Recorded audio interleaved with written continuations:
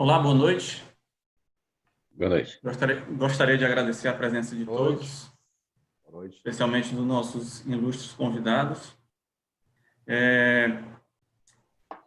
Gostaria de falar primeiramente, agradecer em nome da Faculdade CDL, que é essa instituição que é a única instituição do Brasil mantida por uma entidade de classe, a CDL Fortaleza. Hoje nós temos 9 cursos, né, dentre eles o curso de logística, o qual eu atuo fortemente. E nós temos também vários cursos de MBA e um MBA muito bem quisto também, o qual também eu faço parte do quadro de professores, é o MBA na área de logística, né? E aí eu convido todos a seguir aí a Faculdade CDL nas redes sociais, no Instagram, @Faculdade CDL. E também agora nós estamos com outro serviço, que é o podcast da Faculdade CDL também, que você pode acompanhar aí nos aplicativos de música, né? Hoje, especialmente, nós estamos aqui por um momento nobre, né, por um motivo nobre. Nós estamos aqui montando aí esse webinar que tem como proposta, né, debater os impactos e as transformações provocadas pela Covid na logística, né?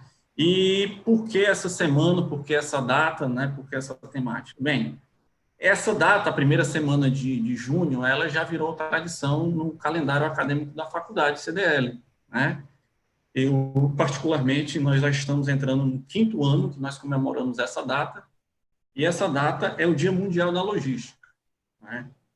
O Dia Mundial da Logística, que é uma data que é uma data histórica, né? Que representa aí a data em que houve o desembarque das tropas aliadas na Normandia, exatamente no dia 6 de junho de 1944, né, lá na França. Então, nós aproveitamos essa data para comemorar e fazer aí uma comemoração em forma de troca de experiência e de conhecimento. E utilizando, né, o que nos era possível, né, já que nós estamos fisicamente distantes, e como tudo na vida tem um lado bom e um lado ruim, o lado bom é que nós pudemos hoje aglutinar aqui fisicamente distante, mas virtualmente próximo, né? Isso é uma teoria da economia de proximidades da França. O professor Marco Aurélio Dias, né, um expoente na área de logística. O professor ele é economista, administrador pela COPEAD do Rio de Janeiro. O professor Marco Aurélio Dias ele tem os livros Administração de Materiais, né, uma abordagem logística. Tem também o livro Transporte e Distribuição Física. E uma outra obra é Administração de Materiais, Princípios, Conceitos e Gestão, todos pela editora Atlas. Então, esse é um dos nossos convidados. O outro convidado é o professor Silvio Alberto Inácio Pires, né? Eu chamo de Silvio Pires. O professor Silvio Pires, ele tem uma carreira, uma formação toda na área da engenharia de produção, e também é autor de obras também best-sellers, assim como o professor Marco Aurélio Dias.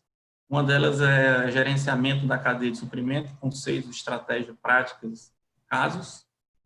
Uma outra obra é Prestadores de Serviços de Logística e Integração de Operações em Cadeia de Suprimento, ambos também pela editora Atlas. Então, agradeço a essas dois expoentes na área de logística. Eu, particularmente, sou um professor, né, que adoto a obra dos dois, então é uma honra e um prazer para mim estar aqui podendo compartilhar esse momento, né? Eu sou o professor Igor Pontes, da Faculdade CDL, e gostaria de pedir para os professores, né, começando aí com o professor Silvio Pires, se apresente aí, conte um pouco da sua história, professor.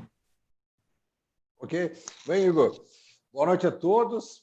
Prazer falar com vocês. Estou aqui em São Carlos, interior de São Paulo. A cidade é 220, 230 quilômetros mais ou menos da capital, não? Eu sou técnico mecânico, sou engenheiro de produção aqui pela Universidade Federal de São Carlos, tenho meu mestrado, meu doutorado na Universidade de São Paulo. Trabalhei um bom tempo na equipamentos filares, né, na General Electric também, na área de planejamento, controle de produção, na parte de logística interna. E depois, como muita gente, e como muito aluno costuma dizer, eu resolvi parar de trabalhar. Daí eu virei professor. Né? O aluno geralmente fala para a gente assim, professor, você trabalha ou você dá aula? Então, eu parei de trabalhar e fui dar aula. Vim aqui para a Universidade Federal, para a USP, e acabei depois ficando mesmo na Metodista de Piracicaba, conjuntamente com a Getúlio Vargas, com o tempo parcial, para ter mais flexibilidade, não ter dedicação exclusiva e poder continuar fazendo trabalhos de engenharia, eu trabalho com empresas, né, que eu sempre gostei disso. Então, eu acho que tinha uma boa formação. E nesse tempo todo, tenho tentado conciliar um pouco a vida de consultor freelancer, né, com algumas grandes empresas aí, e com a vida acadêmica. Paralelo, tive algumas passagens aí para o exterior. Né? Eu sou filho de uma mãe espanhola, então isso me deu um passaporte que me facilitou um pouco esses convites, essas possibilidades aí. Numa dessas, eu conheci o Igor aí, uma moçada bacana aí de Fortaleza, essa terra bonita, essa terra de gente boa aí, de gente arretada, né, Igor? E conheci o pessoal aí lá em 2011, no segundo semestre, algum professor convidado lá em Aix-en-Provence, na Universidade Francesa. E eles estavam lá fazendo mestrado, fazendo doutorado, o Igor, a Larisse, que hoje está lá na França, o Zé Carneiro, que está vendo a gente aí e tal. Aqui em São Carlos também conheci gente muito boa que veio aqui estudar. O José Luiz Miranda Júnior, que hoje é diretor aí de uma empresa familiar, de uma empresa que é o representante da Cummins aí na região, aí, distribuição de motores, né? O Julinho, passou aqui um tempo com a gente também. Então, tem vamos dizer assim, uma gratidão bastante grande com o Ceará, e eu gosto.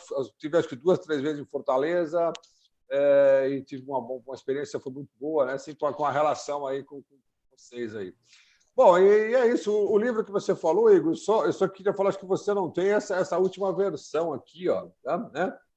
Que eu acho que foi feita essa daí é novinha, terceira edição. Em 2016, 2017.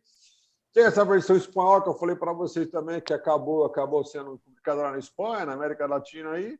E aquele do Operador Logístico também, que é um livro bem específico, né?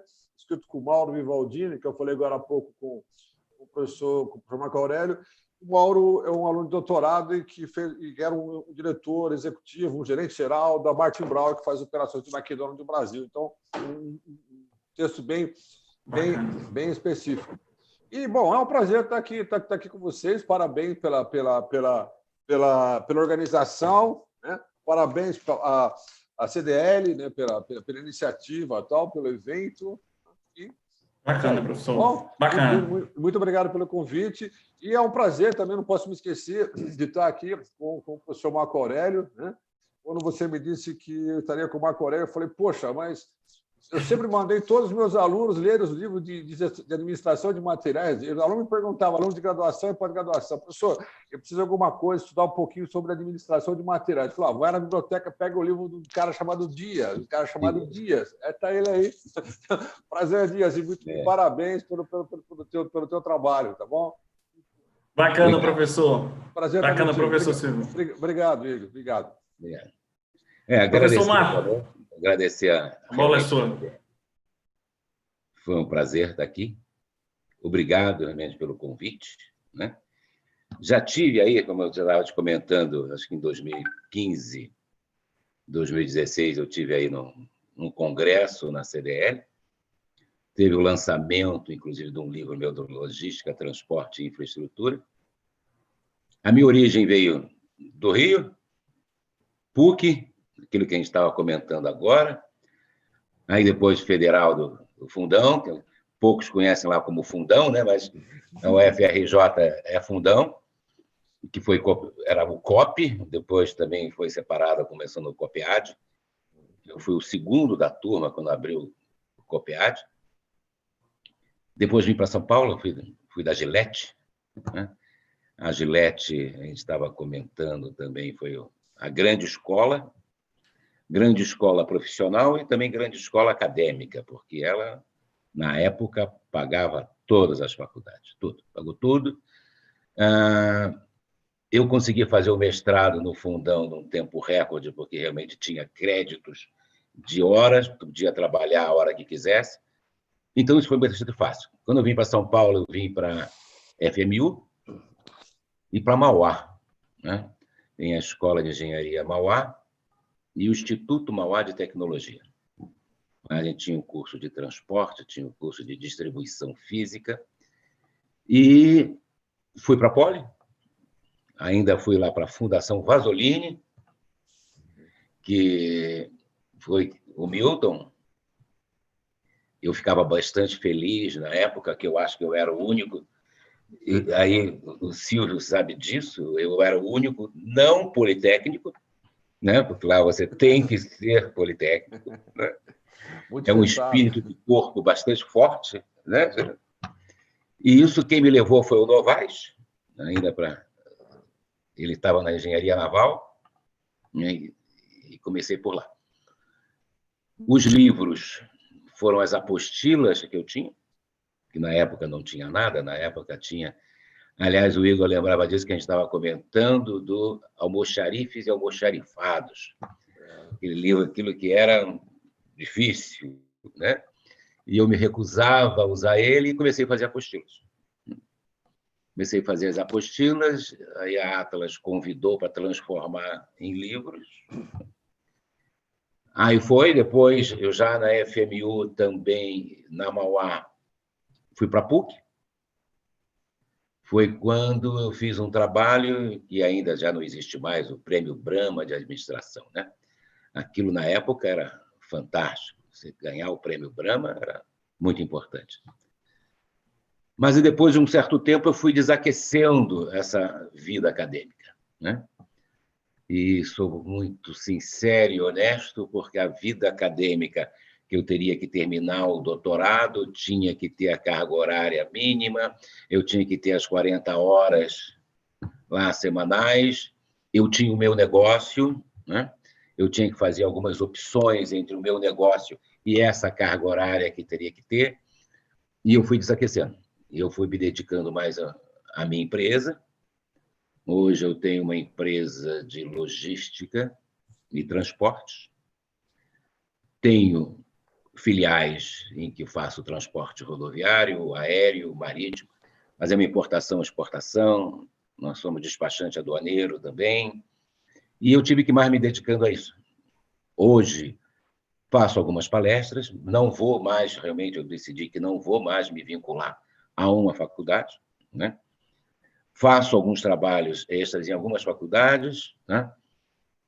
Eu vou para Nassau, faço as palestras no Rio, Recife, já tive na CDL, mas realmente a vida acadêmica eu fui parando de acordo com a minha vida profissional e a empresa me exigia bastante. E, por enquanto, estou satisfeito, estou feliz. Prefiro essa operação de uma live que a gente está conversando, da gente sentar. Essa liberdade, né, professor? É. Igor, só uma coisinha que eu esqueci de falar, o professor falou, eu lembrei. Nessa trajetória, né, eu passei em 96, 97, eu passei um tempo na Suíça trabalhando num projeto patrocinado pela Volks, pela Nestlé e tal, uma escola chamada IMD. No IMD, inclusive na época que eu estive lá, trabalhando com o professor Thomas Volman, que era um americano que usava o livro de planejamento e controle de produção dele e contava na Vilares. Era um livro excepcional, assim, em inglês e tal. E um dia eu achei um erro no livro dele, eu mandei uma cartinha para ele, que no tempo eu não tinha e-mail ainda. E ele respondeu, falou, como que você achou isso, cara? Você tem razão, isso está errado mesmo. Quando você vir para a Europa, passa aqui. Eu passei lá, ele me convidou, eu larguei um monte de coisa aqui, a filha nascendo, tal, mais nova. Bom, resumindo, fui para lá, cheguei lá numa escola de elite, papapá, tinha um brasileiro fazendo MBA na época, era um cara chamado Marcelo Odebrecht. Eu só descobri o nome dele quando fui dar uma aula de exercício um dia que o professor pediu para substituí-lo lá, sabe? Bom, resumindo, eu voltei de lá depois, porque era uma questão familiar, a minha esposa estava trabalhando na área médica, tinha que ficar aqui no Brasil. E quando eu voltei, comecei a dar aula na Getúlio Vargas, saudoso professor Renaud Barbosa, lá da Getúlio Vargas, né? Professor aí que faleceu há uns 5, 6 anos atrás, um dos nossos grandes incentivadores da área aqui no Brasil. Ele me convidou para ir para a FGV do Rio, né? Para ajudar nos programas de MBA que estavam começando a escrever e tal. E aí eu comecei a dar aula nos programas, falar de gestão de cadeia de suprimentos, isso em 98, 99, 2000, né? E os alunos falam, poxa, mas, professor, não tem material sobre isso, onde que eu acho sobre isso, tal, não sei o quê. Eu comecei a escrever, rabiscar, às vezes no aeroporto, nas voltas, nas viagens e tal. Aí chegou um momento, falei, poxa, eu tenho uma livre docência, olha que legal, posso virar um professor livre docente lá na USP e tal.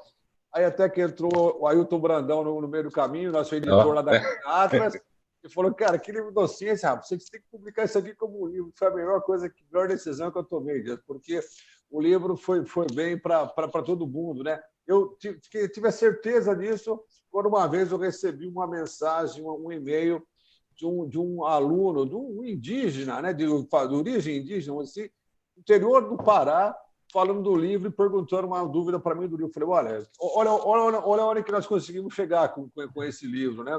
Então, essa trajetória de transformar uma apostila e tal, e a coisa do timing, né? A coisa de escrever no momento certo, no momento que era necessário, né? Quer dizer, a primeira edição do livro saiu em 2003, assim como os livros do professor Dias aí, numa época que a gente só tinha livro sobre almoxarife, é isso? Exatamente.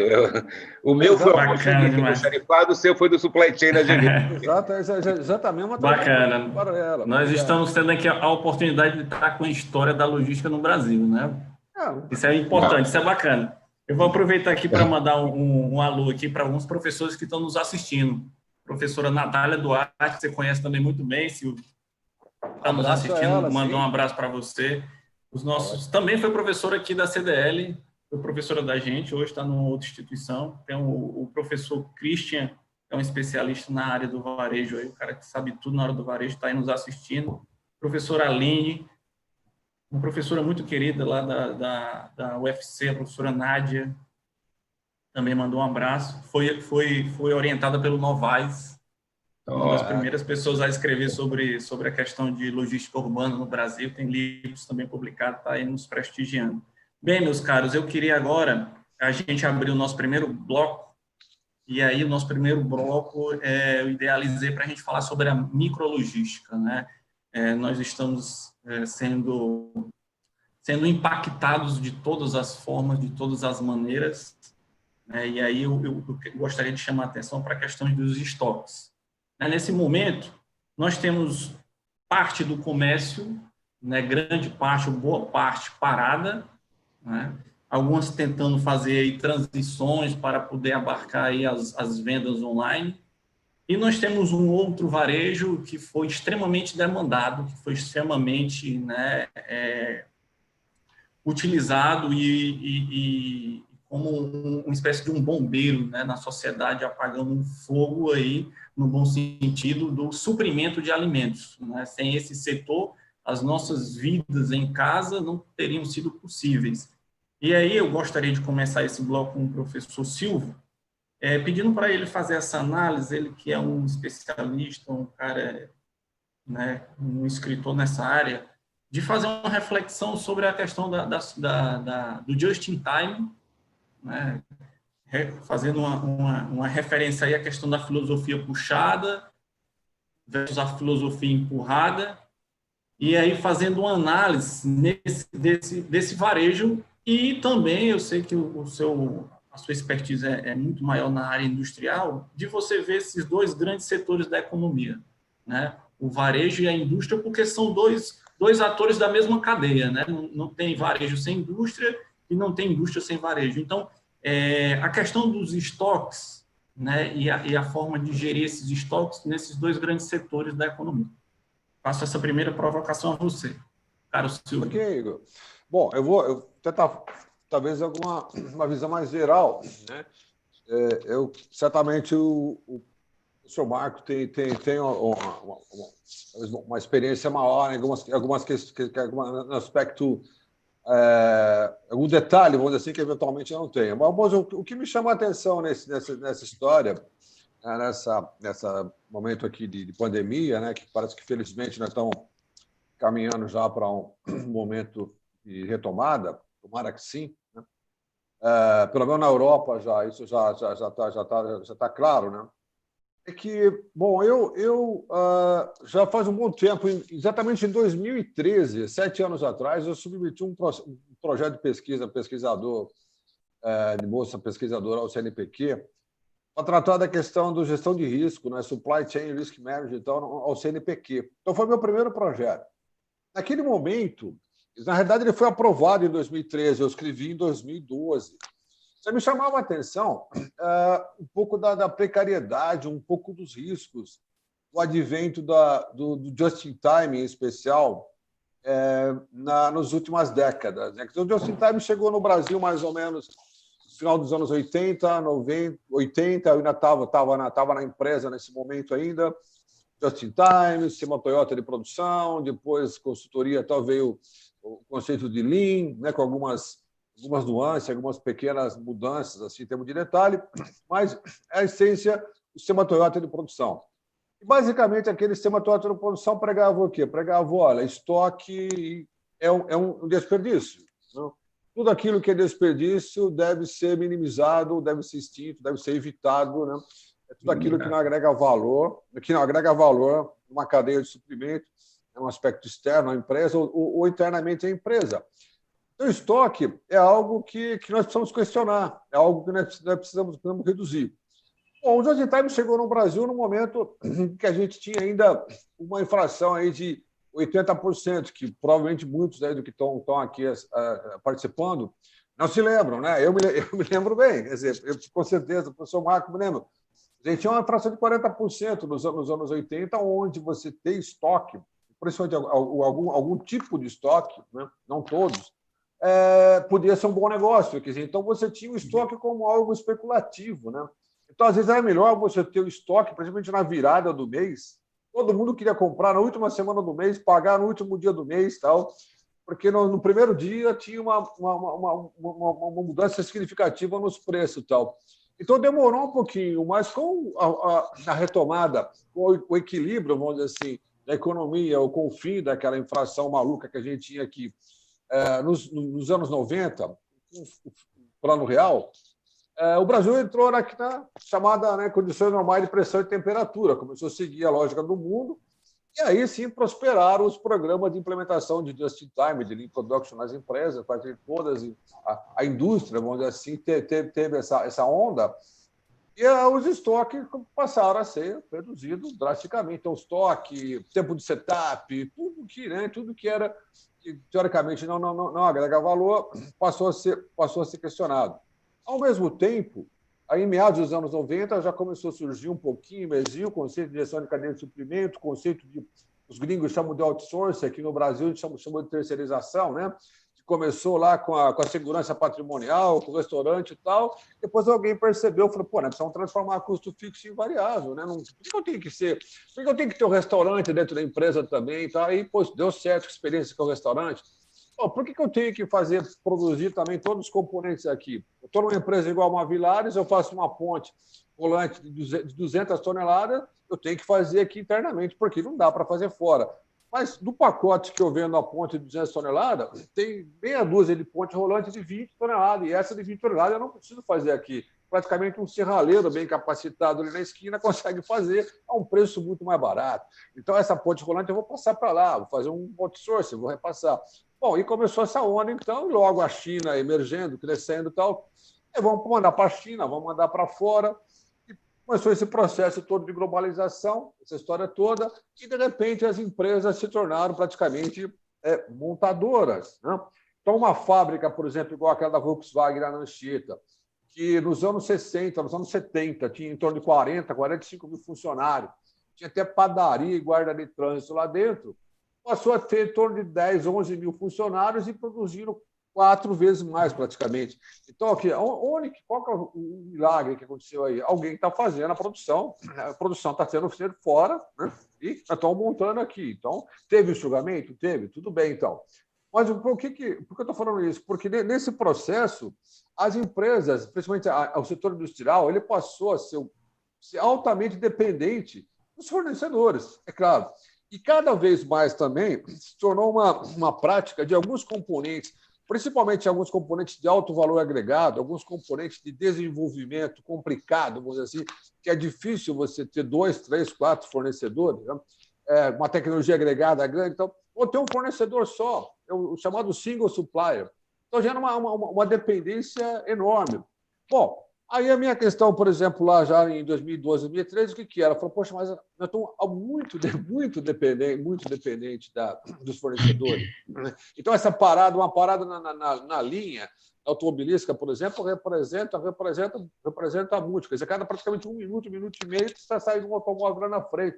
O custo disso é muito grande.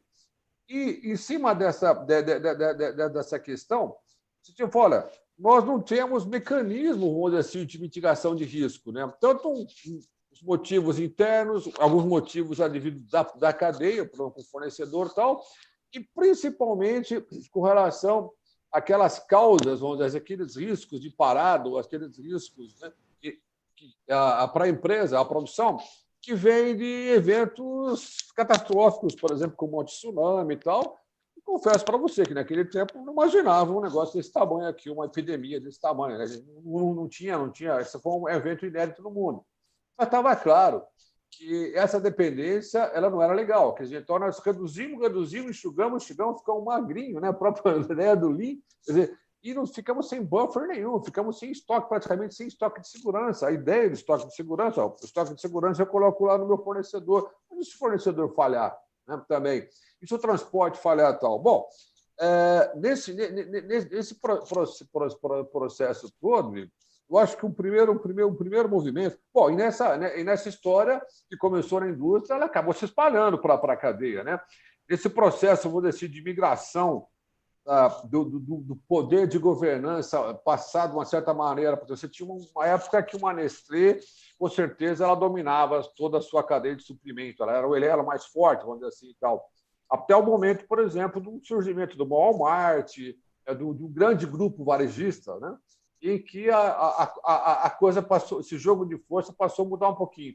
Mas, independente disso, né, essas ideias de enxugamento, de Lean e tal, elas chegaram na área de serviço, não com certeza com a mesma intensidade, a magnitude do que no setor industrial, mas chegou no varejo também, chegou até no setor de serviço, setor bancário, por exemplo, na lógica do enxugamento e tal. E nós chegamos num ponto que eu imagino assim, um ponto de ruptura. Né?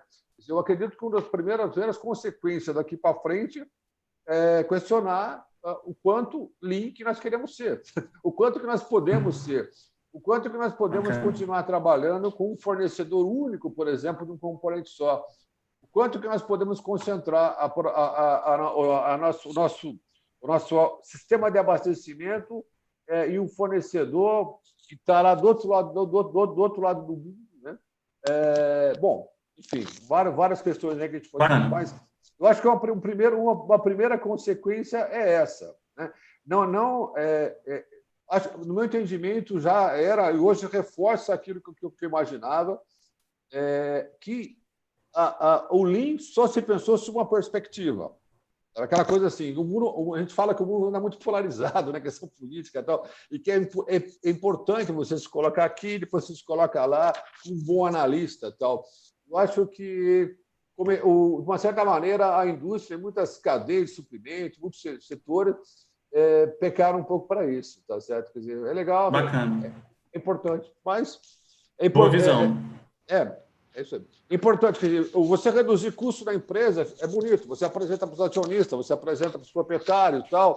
Legal, mas a conta tem, como tudo na vida, tem o seu outro lado aí, né? É verdade. É interessante, muito interessante. Eu fiquei refletindo aqui sobre seu questionamento, né? O quanto Lean nós queremos ser, né? O quanto junto nós queremos ser. Ou podemos ser. Exatamente. E aí existem modelos que tentam formar aí um híbrido, né? Um híbrido, uma filosofia do puxado. Ora o cliente puxa um produto, ora eu já posiciono um produto para esperar o cliente, né? Eu acho que eu escrevi esses dias agora um artigo, e aí a grande pergunta, né, o grande dilema desse momento é que é como se a mesa do cassino estivesse aberta para o jogo, né? Porque toda essa verdade, você fez aí um belo levantamento histórico sobre essas gestões de estoque, sobre essas concepções, e aí a gente meio que chegou no final de uma era do entendimento. E aí os livros, né, que os senhores escreveram, eles agora nessa nova era vai ter que ter novas edições e novas concepções de mundo, né? O Just in Time, que desde lá do final da Segunda Guerra Mundial, que passou a ser uma verdade inquestionável, né? O estoque mínimo, bem dada essa pandemia, quem estava com estoque mínimo e teve uma ruptura na cadeia ficou com as mãos atadas, né? E aí eu fazendo um link aí com a provocação que eu vou fazer ao professor Marco Aurélio, professor Marco Aurélio, dado esse ambiente, né, extremamente mutável, dinâmico, né, esse mundo que nós estamos inseridos já era antes, né, e agora ele sofre ainda mutações muito mais rápidas, né, como esse vírus que está nos acometendo aqui sofre mutações também. E aí, trazendo essa concepção para a gestão, né, como um gestor agora ele se depara com a questão que o senhor escreve tão bem lá no seu livro lá de administração de materiais, a questão do dimensionamento de estoque. E agora, professor Marco Aurélio, como é que o gestor vai dimensionar esse estoque? Que variáveis ele deve colocar em cima da mesa, né, para Não é chegar uma a um variável só, né, denominador? Igor? São várias. São vários, né? Não tem uma. Mas agora aquilo que realmente o Silvio estava falando, que vem exatamente do dimensionamento, né, do estoque mínimo, do ponto de pedido, do lote econômico, que vinha acompanhando isso, que as fórmulas de lote econômico já acabaram, não existe mais. Mas uma coisa que eu acredito, acho e vejo, o estoque, ele só se transferiu, né? O estoque hoje, como estão acontecendo, o estoque é do fornecedor. A indústria, ela controla o estoque, ela trabalha realmente no just in time, mas o estoque mudou de lugar. Hoje, nós temos a Fiat em Betim, fora os fornecedores estão em volta da planta. A Fiat tem estoque zero, ou teoricamente zero. Esse estoque transferiu para o fornecedor, né? Esse custo de estoque, que não é mais da empresa final, ele está no fornecedor, né? Hoje, ele exige que o fornecedor controle os estoques, faça abastecimentos de just in time. Mas quando ele está na mesma planta, né? Nós estamos falando isso, na verdade, do just in time, como o Silvio falou, tem problema de transporte, né? O just in time funciona muito bem quando ele é muito bem alimentado. Transporte a custo, quilômetro e tempo, né? Se você quer reduzir tempo, você aumenta o custo. A quilometragem é a mesma, a variável vai ser custo-quilômetro, né? Custo e tempo, né? Então, essa parte do estoque, hoje, ele vai ter que ser dimensionado de uma forma que, hoje, na verdade, quando a gente estava falando sobre isso, nós vamos ter muito mais perguntas do que respostas, né? Esse just in time tem que realmente ter uma forma de atuação. Esse custo vai aumentar, eu acredito que vai aumentar. O fracionamento desse estoque para o varejo ele vai aumentar, vai ser muito grande, né? O tamanho dos lotes, eu acredito que eles vão reduzir, e desse tamanho de lote vai fracionar esse lote, né? Nós estávamos comentando ontem a respeito daquela operação de álcool que a gente comentou, que vai para a swap. Ele prefere hoje fracionar e guardar o caixa, né? Pagar menos ao transporte, ao álcool, à usina, ao navio, ao terminal em Santos ou ao terminal em Swap, do que realmente ele botar isso nas necessidades. Então, o que eu acredito que vai ser? Tem que ter uma previsão de demanda, essa previsão de demanda é lei, né? A gente precisa ter. O grande problema é quando você parte dessa premissa da previsão de demanda Você não tem dados para isso. Você não sabe exatamente o que vai acontecer, né? Volatilidade Mas muito você... grande, né, professor? Hã?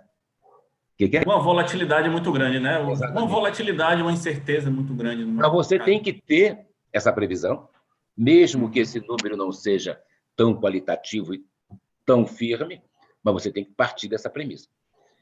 E monitorando esses abastecimentos de acordo com os seus fornecedores, né? Os fornecedores vão ter esse estoque, esse custo de estoque, exatamente que acontecia antes, e que o Silvio falou muito bem, eu acho que ele está transferido para o fornecedor, esse fornecedor coloca isso do estoque dele, esse custo, e ele repassa. Então, esse custo de estoque ele vai começar, eu acho que vai ser mais mascarado.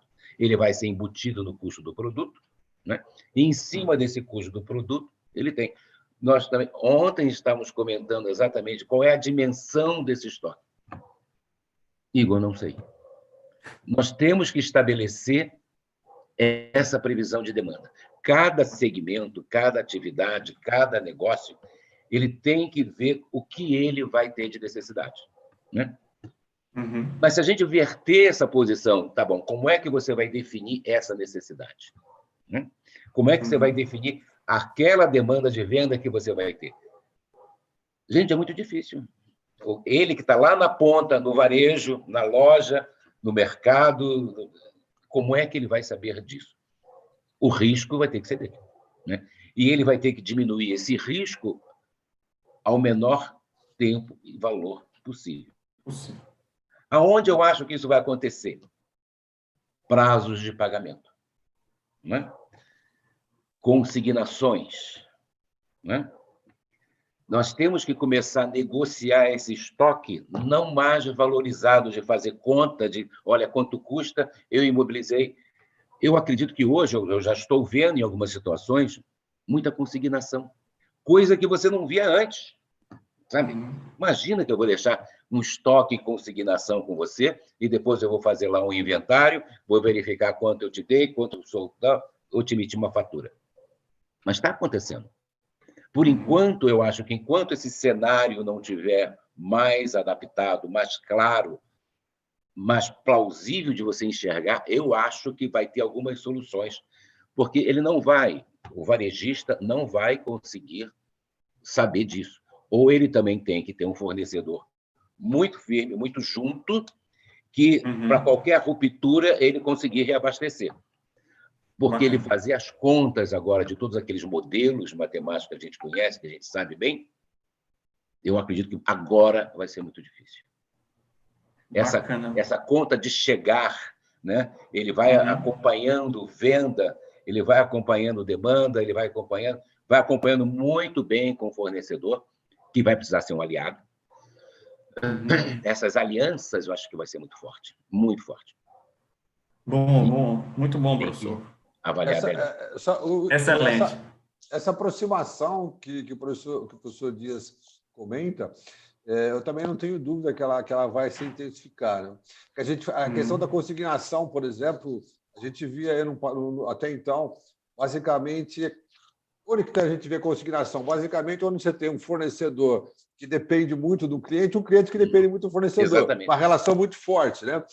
Tipo, essa relação, eu acho que vai ser muito forte daqui para frente. Daqui para frente. E ela Você vai, deu um exemplo aí daquela... Pela questão de necessidade, né? De ambos os lados. A Martin Browser faz isso para a McDonald's. Isso. Esse é o grande operador logístico, resolve os problemas logísticos do McDonald's no Brasil. Né? Soluções inteligentes, né? Sim, eu me lembro, quando esse meu aluno aí no MOL, ainda estava numa fase do doutorado, ele comentou que um dia a McDonald's chegou para eles assim, daí eles não tinham restaurante, não tinham ainda em Manaus, né? Aquela cidade lá de 2 milhões e pouco de habitantes, que às vezes nossos amigos franceses lá não sabem direito o que é, né, Igor? A gente só consegue chegar lá através de avião e consegue chegar lá com os caminhões aí, com os barcos aí que o Dias... Cabotagem aí do Marco Aurélio, né? Conhece muito bem. Bom, o desafio era o seguinte, falou, olha, nós temos que criar lojas, restaurante do McDonald's lá em Manaus, e não podemos praticar um preço 10% ou 15% superior ao praticado aqui no resto do Brasil. E como é que eu faço para abastecer Manaus com o McDonald's, a loja do McDonald's, né, e cobrar o mesmo preço? Porque o Martin Brown, basicamente, ele recebe em cima do OTIF, lá, que é um time full, né? Aquilo é o grande indicador de cobrança dele.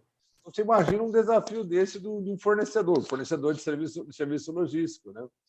Então, mas a Martin Brown controla o inventário e os estoques da loja. Ele tem um sistema que vai abastecendo direto. Sim, esse é um modelo, né, de gestão de estoque aí, que é um modelo que pode ser adaptado e pode ser copiado, né? Tem um modelo de terceirização de sucesso, né? Esse é um modelo aí a ser copiado. Mas é que a Martin Brown, talvez ela replica esse modelo para os fornecedores também, para aí exatamente a questão da cadeia. Exatamente. E é justamente nessa pegada da cadeia de suprimento que eu queria inaugurar esse novo bloco aí, para a gente falar sobre a macrologística, nessa visão mais ampla, mais estratégica. Mas antes de falar, eu queria mandar um abraço aqui para um professor que está nos assistindo, o professor Rodrigo, que é um economista e jurista também, escritor, lançou um livro esse mês, mandar um abraço especial para ele. E eu vou, né, nós temos aqui 120 alunos, 120 pessoas, né, temos muitos alunos, muitos profissionais. Queria agradecer a todos aqui presentes, né? Infelizmente não vou poder falar o nome de todos, mas aí nas palavras do professor Marco Aurélio me veio aqui uma ideia, né? Uma ideia que está sendo muito colocada em prática. O professor Silvio já escreveu sobre isso, a questão da tecnologia, né? Como uma ferramenta para fazer essas leituras, né? Fazer essas estimações, essas previsões. E, inclusive, nós temos aqui na sala o Lucas Pontes, que é um desenvolvedor, um cientista da tecnologia que está criando aí aplicativos para logística, né, de cargas. E aí me veio aqui a ideia, né, de abrir esse bloco, já provocando o professor Silva aí para abrir esse bloco, sobre essas cadeias de suprimento, né, a gestão dessas cadeias de suprimento. Bem, nas suas palavras iniciais, você contou a historinha dessas cadeias, né, que foram se espalhando, fornecedores que foram se distanciando. E aí, no furacão dessa pandemia, né, pelo menos de onde começa, lá o coração da pandemia é na China, né, na cidade de Wuhan. E é um parque industrial fortíssimo, né, é o celeiro produtivo do mundo. E muitas empresas, né, sobretudo no setor automobilístico, eletrônico, que tem fornecedores na China, se viram em situações difíceis. Esse é um fato. E não só a indústria, mas o varejo, que tem fornecedores também na China, todo o mercado do e-commerce. Então, o mundo todo parou, né? O mundo todo, eu fiz uma digressão esses dias e disse, depois da década de 80, do começo da década de 80, que a China decidiu ser o celeiro produtivo do mundo, a China ainda não tinha oferecido, né, ao mundo um nível de risco tão alto de interrupção nas cadeias de suprimento. Então, historicamente, esse é o primeiro momento em que as cadeias mostraram a fragilidade delas. Isso não é mérito do Brasil, o mundo todo sentiu isso, né? Europa, Estados Unidos. Nós vimos aí na mídia a guerra por respiradores, por máscaras, produtos banais que tinham lá, que tem ainda na China. Então, eu queria saber do professor Silvio como é a visão dele sobre... A gente pode pensar, né, sendo otimista, que as cadeias de suprimentos vão ser reconfiguradas? Você acredita que... E aí eu digo otimista por quê? Porque seria uma oportunidade para o Brasil aproveitar essa onda e fazer um processo de reindustrialização, né? E aí eu vou colocar no meio dessa minha contextualização um caso seminal, emblemático que o professor Silvio escreveu, que é da fábrica de Resende, né? Uma fábrica da Volkswagen que tem lá na sua planta todos os seus fornecedores, é quase uma idealização de uma cadeia de suprimento, tem todos os seus fornecedores ao lado, e que esse ano fez 22 anos que ele escreveu, estava lendo o artigo dele, artigo magnífico. E aí eu queria saber dele se a gente pode ser otimista no Brasil e pensar que vai haver esse movimento, que o Japão já está fazendo, que a Europa vai fazer, os Estados Unidos vai fazer. O que você acha, professor Silvio? Bom, Igor, a questão Bastante coisa aqui para falar. Começar só por um detalhe aí do que você pegando um gancho do que o professor Dias comentou. Eu não tenho dúvida de que essa questão, por exemplo, da previsão, né, do forecast, que é aquela história do ruim com ele, pior sem ele, né? Quer dizer, como é que eu vou... basicamente, nós temos duas lógicas para produzir uma coisa. Quer dizer, ou a gente vende, produz, ou a gente produz, depois a gente vende. A Embraer vendeu, depois ela tem que produzir. Então, o que, quanto ela tem que produzir, ela sabe, tá legal, tudo bem. Agora, a fábrica de cerveja, o que ela tem que produzir? Quanto que ela tem que produzir? Quer dizer, esse make to stock, esse é o abacaxi, né? E a grande maioria da produção mundial, principalmente aquilo que é vendido no varejo, é feito make to stock. Você produz e depois você vende. Você produz, você não tem ainda um dono ainda, né? Então, provavelmente, algumas práticas mistas, híbridas, como a famosa customização em massa, que você faz o assembly to order, você produz para estoque, gera um estoque intermediário, um estoque neutro, e aí, a partir do momento da definição do cliente final ou da definição do mercado final, por exemplo, eu pego o suco de laranja aqui na região que eu estou aqui, levo o concentrado até Roterdã, lá, um suco, né, congelado.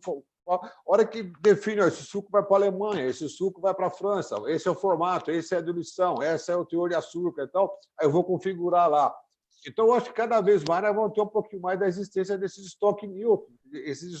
Vamos ter estoque, mas o estoque ainda que não está ainda definido, quer dizer, ainda você pode reutilizá-lo. Quer dizer, né? Essa é a ideia. A modelagem do estoque está mudando e vai mudar, né? Exatamente, professor. Esse é o caminho.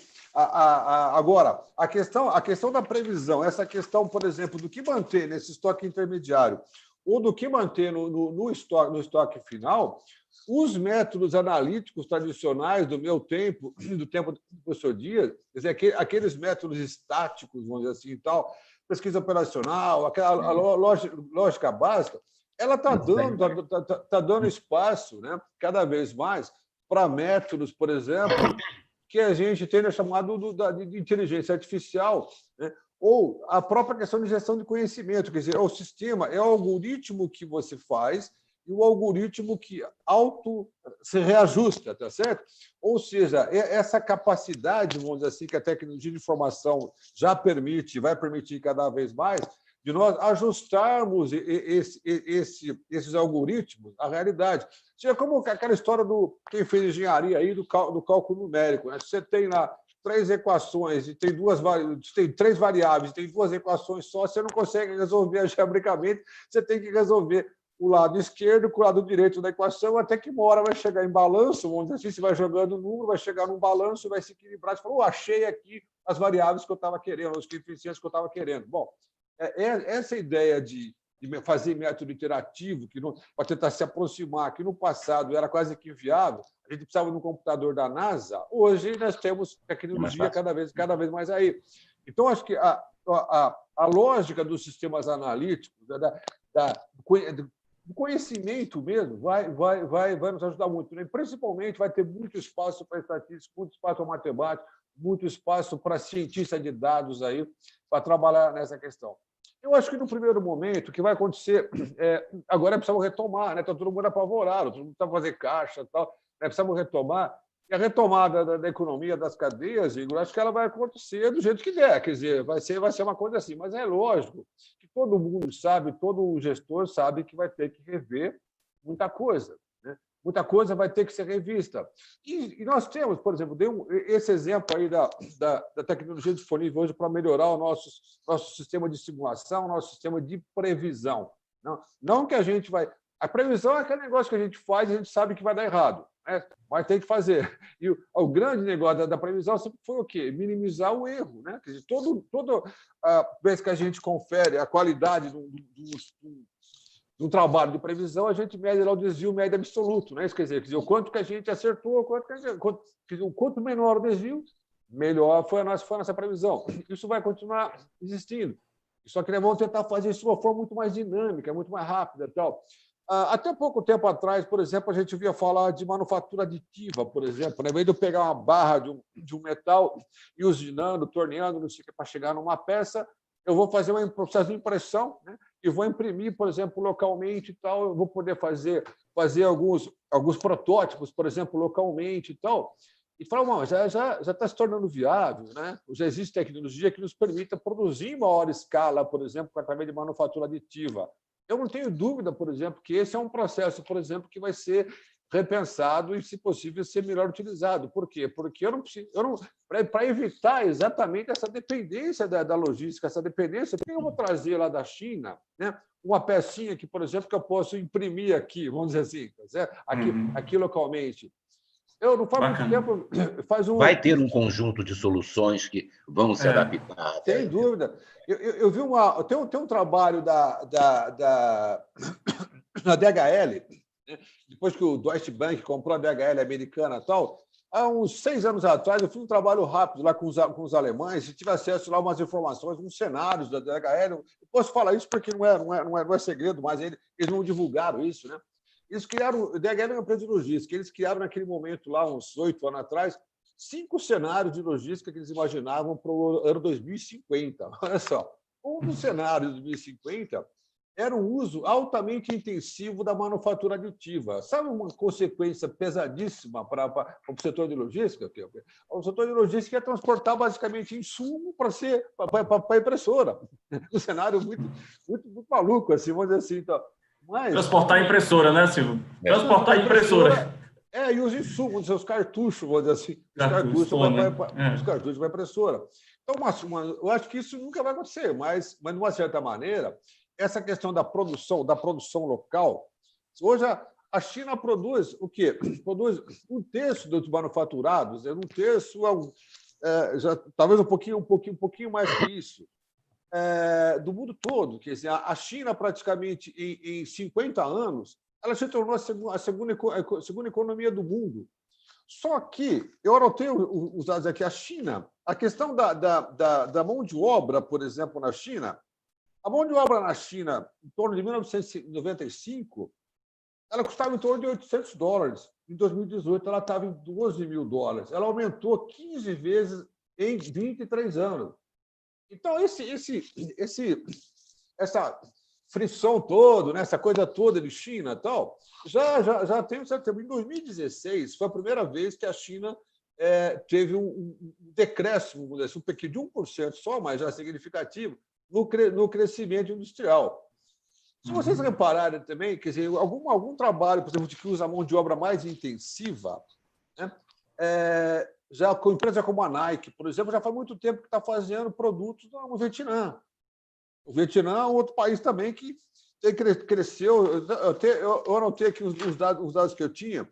O Vietnã, em 2000, tinha um PIB de $400. Em 2017, foi de $3.000, PIB per capita. Tá bom? Então, o Vietnã tem mais ou menos a metade da população do Brasil. Mas por que eu estou falando isso? Então, já existe um certo movimento, já existia um certo movimento, né, questionando a reconfiguração. O governo Trump, né, não estou independente de qualquer conotação que a gente faz, julgamento que a gente faz do governo dele, o Trump é um nacionalista, tá certo? E o governo Trump já taxou em 13%, 15% aí há 2 anos atrás aí, os manufaturados chineses, que já diminuiu e começou a questionar, inclusive, questão de privacidade, né? Então, aqui a China Telecom praticamente teve que cair fora, por exemplo, de uma competição, de um trabalho lá nos Estados Unidos. Do 5G, agora... né? Oi? Do 5G. 5G, exatamente, professor. E agora, com essa história da pandemia, com essa suspeita toda de China, OMS, não sei o quê, eu não tenho dúvida que isso vai se intensificar. Então, uma das coisas, por exemplo, que eu notei, que até para chamar a atenção, por exemplo, olha, e aí, como é que fica essa história? Aqui é um bom exemplo. O Japão já tem a mídia, já está aí, tal, e alguns dados de mídia confiáveis, tal, principalmente alguns da Europa, mostram que aquele convite do governo japonês para que empresas japonesas saiam da China ou deixem de fazer totalmente as operações na China, ou voltem a fazer operações no Japão, né? Um incentivo, um financiamento do governo japonês, praticamente de cada 10 empresas consultadas, 3 empresas já falaram que topam, já estão voltando, vamos dizer assim. É uma tendência, né, professor? Bacana esses dados aí. Uma outra tendência é a questão, por exemplo, da Índia. né? Ainda tem mais ou menos a mesma população da China, né? 1 bilhão e 400, a Índia tem 1 bilhão e 300, quase a mesma coisa. Só que a Índia tem uma infraestrutura da China de 80, quer dizer, de 40 anos atrás, mais ou menos isso. Só que a Índia, se a gente for ver, a Índia tem uma pegada, uma vocação muito grande para alta tecnologia e para software, né? Serviços de alta tecnologia. Ainda tem muita gente pobre, mas você tem 10%, Centros de excelência da população que são excelentes, eles são muito matemáticos e tal. Essa é uma pergunta. Eu tenho trabalhado nos últimos anos bastante com o pessoal da Volkswagen, fazendo trabalho com eles. Eu tive um ex-aluno que é um diretor lá, que sempre me leva para lá. Bom, uma vez eles foram fazer uma fábrica na Índia, em Pune, uma das fábricas. Eles foram fazer uma pergunta que eu fiz para ele, né? Não fazer carro na Índia, não tem infraestrutura? Vender carro para quem lá? A resposta, assim, eu não esperava isso daí, mas ele me confirmou. Professor, a gente estima mais ou menos que 15% da Índia tem capacidade de comprar nosso carro. 15% de 1 bilhão e 300, quanto que dá, pessoal? A maior que a população brasileira, não é isso? Então, a Índia, vamos dizer assim, tal. E agora, para nós aqui, Igor, acho no Brasil, quer dizer, eu acho que o que mais pega mesmo é um país que é amigo, mas de uma certa maneira ele é competidor, né? Que é o México, rapaz. O México, né? O México tem mais ou menos aí um PIB que é mais ou menos 2/3 do Brasil, tem uma população um pouquinho mais da metade e tal. Mas, atualmente, o México já exporta para os Estados Unidos mais ou menos 2/3 do que a China exporta. E a perspectiva é que cada vez mais empresa americana tire produção da operações, o par da operações da China e traga para o México. Né? Mas o México tem um acordo comercial com os Estados Unidos, né? É o NAFTA, né? E está do lado. Então, eu acho que, se você pensar assim, por exemplo, talvez os grandes vencedores, aqueles que vão ser, de uma certa maneira, assim, vão ter algum benefício. Para onde que essa produção da China, com certeza, não vai continuar mais na China nesse volume que tem hoje e tal. Para onde que ela vai? Eu não tenho dúvida, por exemplo, que vai para o México, pode para a Índia, vai um pouquinho para o Vietnã, e vão torcer para que venha um pouquinho para cá, né, no Brasil. Acho que, basicamente, a gente aqui tem um problema que alguma questão que assusta, né? Além da questão da geográfica, que nós estamos aqui no hemisfério sul, nós estamos distante, né?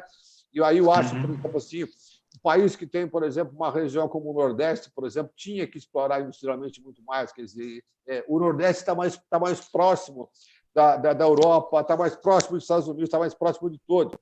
Eu não lembro, quando a gente foi num evento, naquela última vez que eu te vi, naquele evento lá no Marrocos, tá? Então, o pessoal da televisão, lá, local, lá, nos envolveram num evento lá para falar algumas coisas lá. E uns comentários que eu falei, poxa, o Marrocos está recebendo, por exemplo, aqui hoje grande parte de autopeça, mão de obra intensiva, Volkswagen, Renault e tal, fazendo aquele polo automobilístico. Pega um chicote elétrico, por exemplo, não tem como fazer um chicote sem uma mão de obra intensiva, né? Então, um monte de fábrica lá no norte da África e tal, mas a posição geográfica do Marrocos é excepcional, é excelente. Assim como a situação, por exemplo, se você vê a posição, por exemplo, aí de Fortaleza, no norte do Brasil, né? Sob o aspecto da distância, né? Teoricamente, você está mais próximo. Agora, deixando de lado essa questão geográfica, vamos dizer assim, da distância aqui da nossa indústria, tem a questão, eu acho que a questão política, de estabilidade, e principalmente a questão legal, né? Quer dizer, o Brasil precisa estabilizar a questão legal, quer dizer, o EA, o EB e tal, mas que seja alguma coisa para que os investimentos retornem. Bom, o que eu imagino é o seguinte, ó, essa questão da revolução industrial, da mudança toda, né? Que, para mim, aqui, eu até anotei aqui, começou lá nos anos, processo de globalização, uma coisa que a gente fala pouco. A gente fala muito de internet e tal, mas a gente pode lembrar, por exemplo, que até os anos 50 a gente fazia processo de carregamento e descarregamento de carga, principalmente no transporte fluvial, no transporte marítimo, como os finícios faziam lá na antiguidade, quer dizer, era granel, né?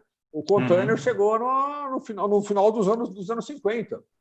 Foi um profissional de uma área de transporte, uma transportadora, assim como o professor Marco, que lá nos Estados Unidos, que olhou para aquilo e falou: espera um pouco, eu vou vender meus caminhões e vou criar um negócio chamado containerização aqui, essa história dos 20 pés. Unitização. De unitização.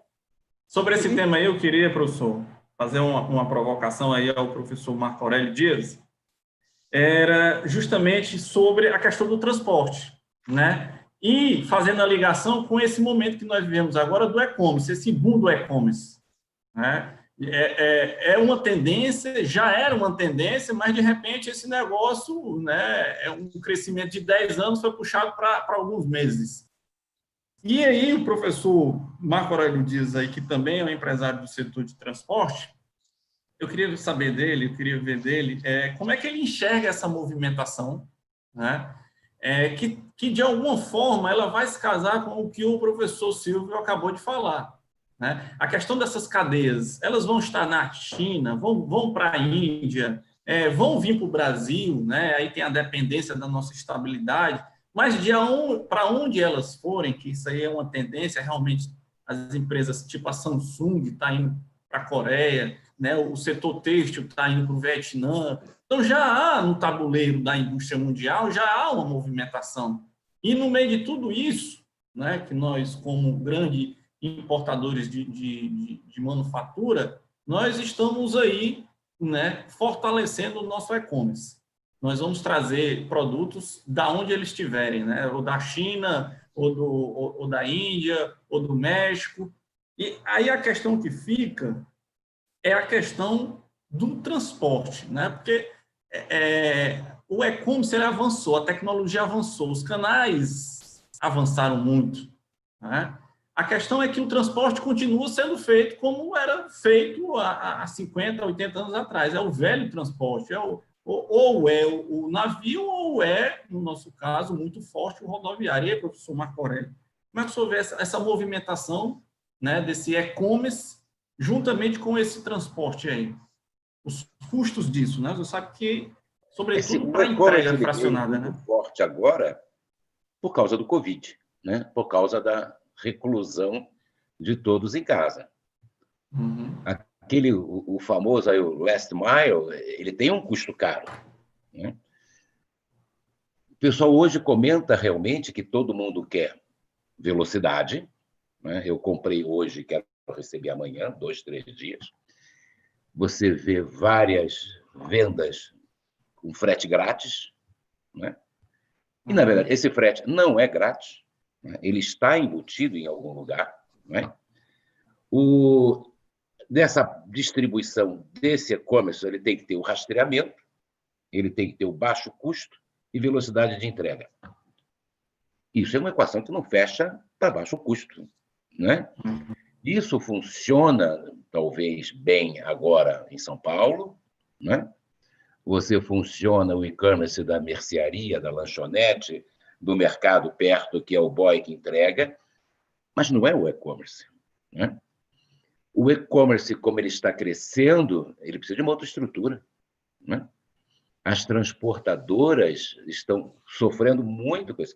E para mim, hoje está muito claro que do Covid, o pós-Covid, a gente separa do inbound e do outbound. O inbound está muito mais bem estruturado.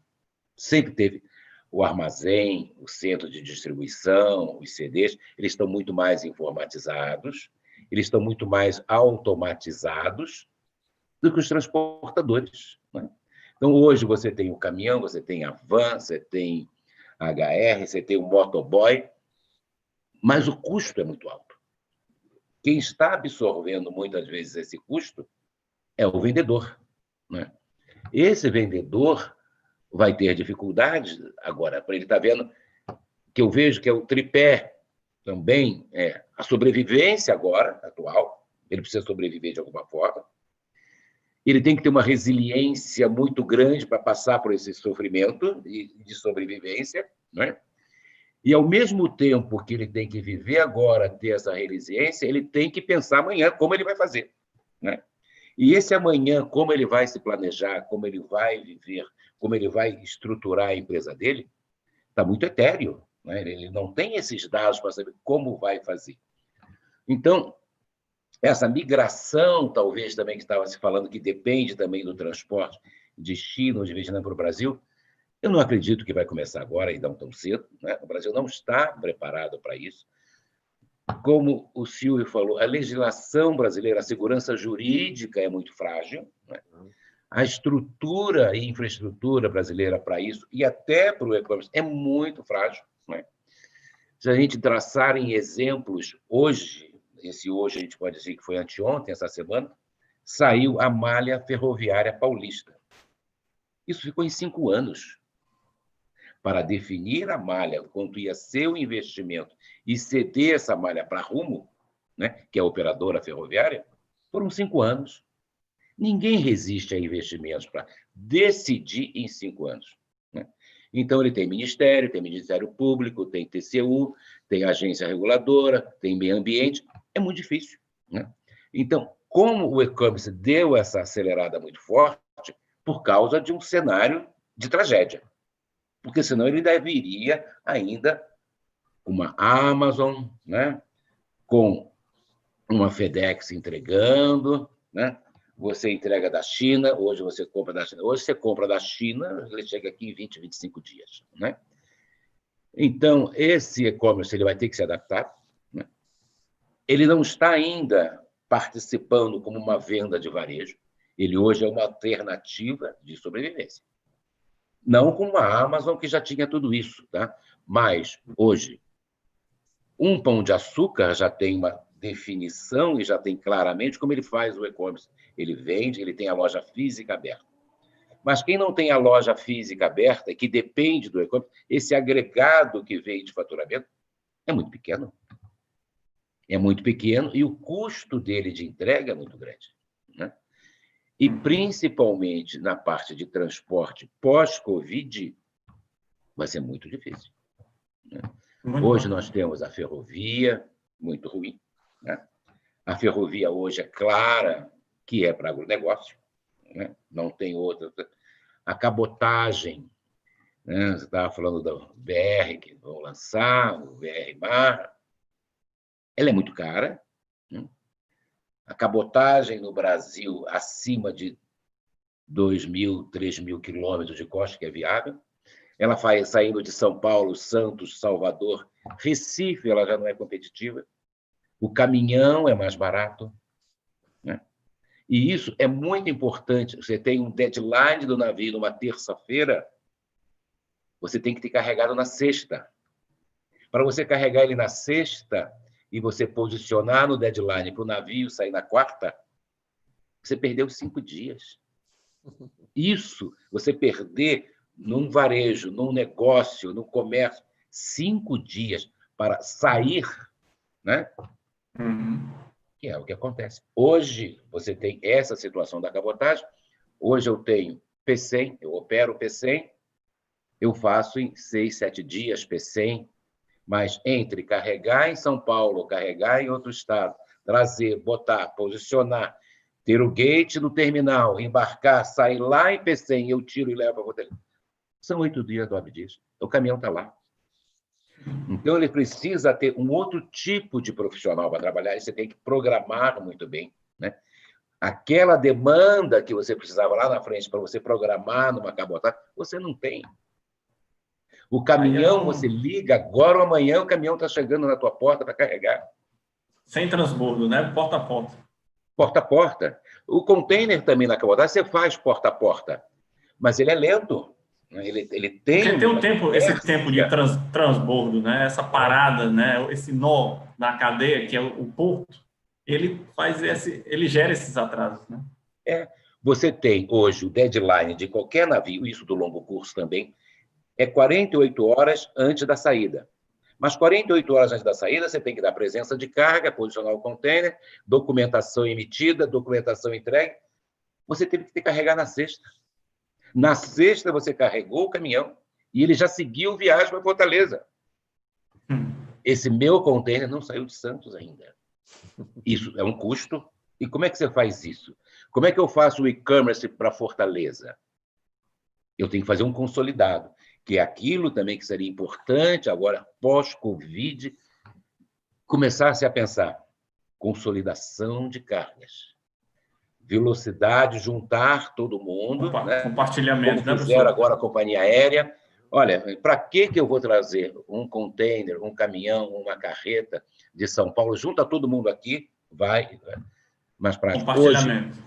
Hoje, compartilhamento de carga, né? Vamos compartilhar o espaço, vamos otimizar. Vai acontecer. Ele precisa acontecer. No e-commerce vai acontecer. Hoje, aqui em São Paulo, você tem entrega pelo Uber. Né? Uber, o cara não tem passageiro, ele vai no Magazine Luiza, no Bagalu, ele enche aquilo e ele vai entregando. Agora, por entrega, sabe, é um dado real. Aí é o microfracionamento, né? O microfracionamento. Mas ele sai lá da Bandeirante, lá perto, depois de Jundiaí, o Silvio conhece, ele com carro lotado, com 18 entregas, e ele ganha R$ 2,90 por entrega. Ele fazer essas entregas em São Paulo, ele não faz em um dia, ele faz 2 dias. Aí ele tem que voltar lá. Agora, ele não tem alternativa. Né? Ele tem isso, ele vai tocando. Então, é muito pequeno. Essa realidade vai ter que mudar. Essa vida pós-Covid para a logística, eu acho que vai ser muito difícil. Né? Você não tem dados, você não tem informações do que vai acontecer. Eu acho que esse tripé, de novo, eu insisto muito nesse tripé de você tem que segurar muito bem a sua ansiedade, ter resiliência muito forte, porque você precisa sobreviver hoje. Né? E uma coisa que está acontecendo, não sei em outros segmentos, mas eu acredito, né? Eu até comentei isso com o Igor antes, a gente não precisa falar em empresas, as empresas estão se transformando, as mais fortes, em banco. As empresas hoje estão com prazos de pagamento de 90 dias. Um transportador não consegue segurar isso. Aí, eles, muito inteligentes, muito espertos, ele, tá bom, me dá a sua duplicata, me dá a sua fatura, me dá o seu boleto, eu vou lhe adiantar. E ele está te cobrando uma taxa de juros de quase 5%, 6% ao mês. Isso é um absurdo.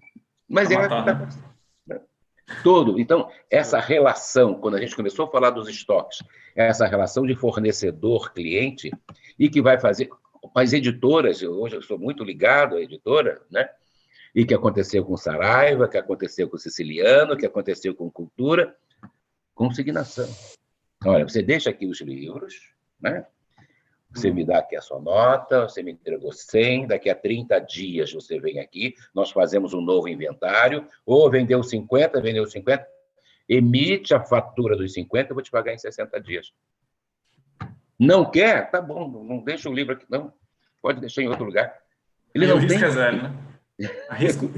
Negócio a risco zero, né? Exatamente. Professores, a gente vai estar se encaminhando para o final do nosso Igor, webinar. Eu queria só abrir para as perguntas. Pois não, Silvio, pode falar. Não, só uma coisinha. Além de tudo isso que o professor Dias colocou, cenário, né, prático muito legal, só lembrar que a pandemia trouxe um público inédito para o comércio eletrônico. Né? Gente que nunca comprou no comércio eletrônico, comprou pela primeira vez, teve a experiência e daqui para frente não quer ser decepcionado. Né? É verdade. Quer dizer, então, é o outro lado da moeda, né? Mas... É um novo negócio. Eu te preveni que esse assunto, logística pós-Covid, isso é assunto para... Para outra live. Isso rende muito. É muita coisa para a gente conversar. Eu vou agora abrir aqui esse bloco que a gente tem esse tempo ainda restante para as perguntas, tá? Então, quem tiver perguntas para fazer, coloque aí. Eu vou começar com a pergunta do professor Christian Avesk. O professor Christian Avesk, ele traz o seguinte dado. Né, os varejistas, muitos varejistas vivem de receitas não operacionais de cerca de 25% do faturamento com parcerias com indústrias. Né? Então, o varejo, né, vivendo aí de rendas, de posicionamento de gôndolas para grandes marcas, né, com traço de devolução, como o professor Christian colocou aqui. E aí ele pergunta, e aí? Né, os varejistas podem contar com essa taxa ainda e esses incentivos? Eu vou fazer um link da pergunta do professor Christian e colocar aí para o professor Silvio refletir sobre a questão da colaboração e as alianças dentro dessas cadeias. Porque essa relação varejo, supermercado, né, gôndola com indústrias, isso é uma forma de uma colaboração, uma forma de uma aliança, né, de uma forma de uma estratégia. Eu sou a tua vitrine e, para me colocar o teu produto aqui nos melhores locais, você, né, chega junto, me paga aqui uma taxa, né? É tipo, eu vou me alugue aqui esse espaço, né? Isso tem muito a ver com a questão da colaboração dentro da cadeia das alianças estratégicas. Eu vou fazer até um link aqui, um link onde vocês dois, como dois grandes autores na área de gestão da cadeia de suprimentos, sabem que as concorrências hoje em dia não são lojas ou empresas versus empresas, mas cadeia versus cadeias, né? Você é o que a sua cadeia permite que você seja. Então, eu coloco essa provocação aí para o professor Silvio Pires, como é que ele enxerga essa colaboração aí, essa parceria, porque também é um jogo de forças, né? O professor Marco Aurélio deu um exemplo aí de empresas que querem antecipar, né, que viram banco também e aproveitar do transportador. Esse barra recebíveis, né? Exatamente. Então, aí, professor Silvio, é o seguinte, dentro dessa cadeia vai haver cooperação ou vai haver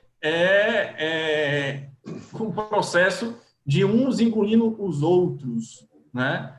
De cooperação ou competição? Que tipo de relação o senhor vê, né? Aí para responder o professor Christian. Ok. Bom, Igor, eu acho que a questão é um pouco complexa. Eu acho que depende muito da cadeia que nós estamos tratando, né? Do negócio que nós estamos tratando, da cultura já existente, por exemplo, naquela cadeia de suprimentos que nós estamos falando. Se pegar um segmento, por exemplo, mais industrial, como o automotivo, a própria indústria aeronáutica, nós temos uma cultura de colaboração um pouquinho já melhor instalada.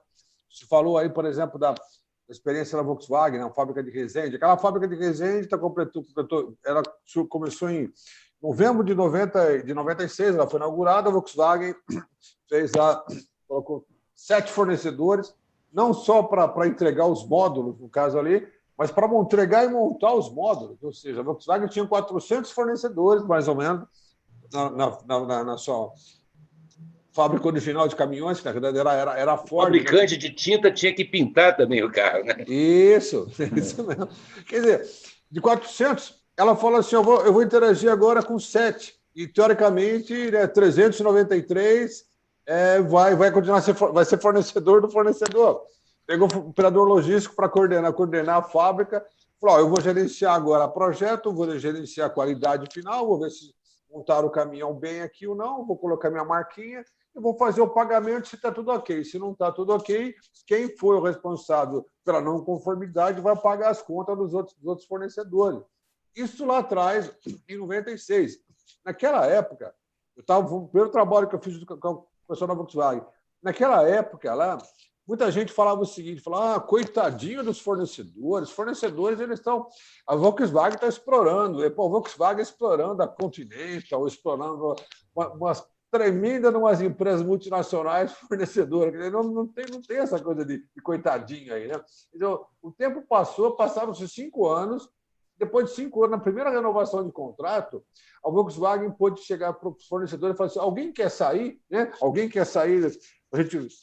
Ninguém quis sair. Então, era tão ruim para o fornecedor que ninguém saiu e os caras praticamente continuam até hoje lá. Então, existe algum segmento que essa relação de fornecedor e cliente já está um pouquinho mais consolidado, né? Consolidada, né? Quer dizer, já está mais aceito, um já conhece melhor o outro, tal. Um outro exemplo, eu tive uma banca muito boa de doutorado há uns 5, 6, 7 anos atrás, lá na Politécnica, o professor falou, a famosa Politécnica lá de São Paulo, os colegas lá. Eu tinha um trabalho de doutorado lá de um aluno que fez um grupo varejista, eu acho que o grupo que ele estudou era o Carrefour, um pouquinho do Pão de Açúcar e tal, e alguns fornecedores, tipo a Nestlé e tal. e relata um pouquinho da relação de colaboração. Então, tinha uma frase, por exemplo, ele não cita, ele fala, não citava nominalmente as empresas, eu estou citando aqui agora, eu acho que eram essas empresas. E que o varejista, o grande varejista, falava assim: esses caras aí do fornecedor, durante muito tempo a gente comeu na mão deles, agora eles vão ter que comer na nossa mão. Olha que expressão bonita, que é uma relação tipo assim, de vingança, sei lá o quê. Né? Durante muito tempo, eles deram as cartas. Agora, nós de varejo, nós estamos mais fortes, nós vamos tal.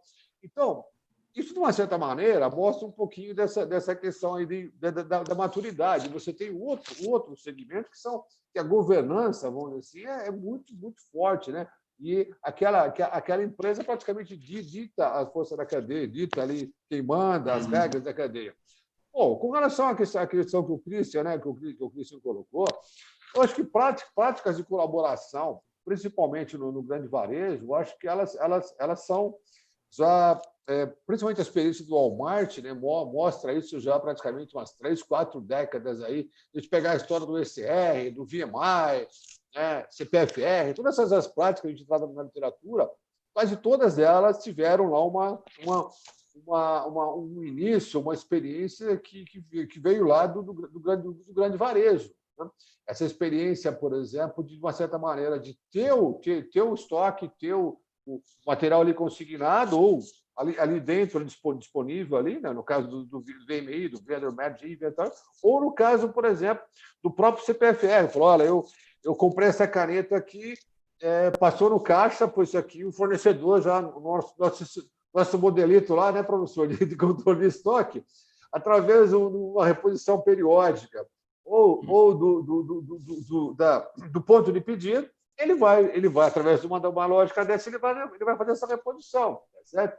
Se o fornecedor está em São Paulo e o cliente está em Fortaleza, provavelmente vai ser uma reposição periódica, até pela própria questão do transporte, da consolidação de carga, o professor colocou. Enfim, essas questões, já, de uma certa maneira, elas existem. Agora, as ferramentas estão disponíveis. Então, o que eu vejo que a questão da colaboração em vários setores, veja aqui no estado de São Paulo, por exemplo, aqui também, em alguns outros setores, e não é tão diferente, por exemplo, assim, quando você fez o ano passado, em 2018, agora eu tive um trabalho com o pessoal da City, lá em Barcelona, na Espanha, e você vê que o estágio, vamos dizer assim, de colaboração que eles têm não é tão diferente, mesmo na automobilística, né, do que nós aqui no Brasil. Elas passam muito pela relação de confiança entre as pessoas, da relação, por exemplo, dos interesses em comum. Tal. Eu acho que numa situação assim que todo mundo, né, tá. Eu não vou usar uma expressão aqui, senão vocês vão falar que eu estou seguindo a linha aí do presidente que está aí, então eu não vou falar palavrão. Mas está todo mundo mais ou menos assim, meio mal encaminhado, vamos dizer assim. Então, ou a gente colabora um com o outro, a gente entra no acordo agora, ou então não vai entrar em acordo nunca. Né? Agora, Silvio, eu vou pedir. Você não acha que os exemplos da indústria automobilística, que ela já vem há algum tempo nessas colaborações, ela está muito mais consolidada, isso é muito mais razoável, sentar os fornecedores da indústria e chegar a umas soluções boas do que o mercado de varejo? Sim, a cultura já está mais instalada. A indústria, né? Ela sempre quer dar o bypass no mercado, ela quer atingir o varejista final, ela quer atingir o consumidor final. A marca própria foi alguma coisa que atingiu muito também. Todo o mercado ele quer ter a sua marca própria, e ele não quer ter a marca própria por marca, é redução de custo, em cima que ele vai comprar da indústria. Eu acho que essa consolidação da indústria automobilística é muito boa, porque já vem com essa cultura há muito tempo e é o mundo inteiro. Agora, fazer isso no varejo, nas indústrias, nos grandes supermercados, eu acho que isso vai ser mais lento. Vai acontecer e precisa acontecer. E tem que acontecer. Mas ela vai ser mais lenta do que você botar isso numa mesa e botar os fornecedores, como foi Resende, como foi Betim, como foi Recife. Sim, né? claro.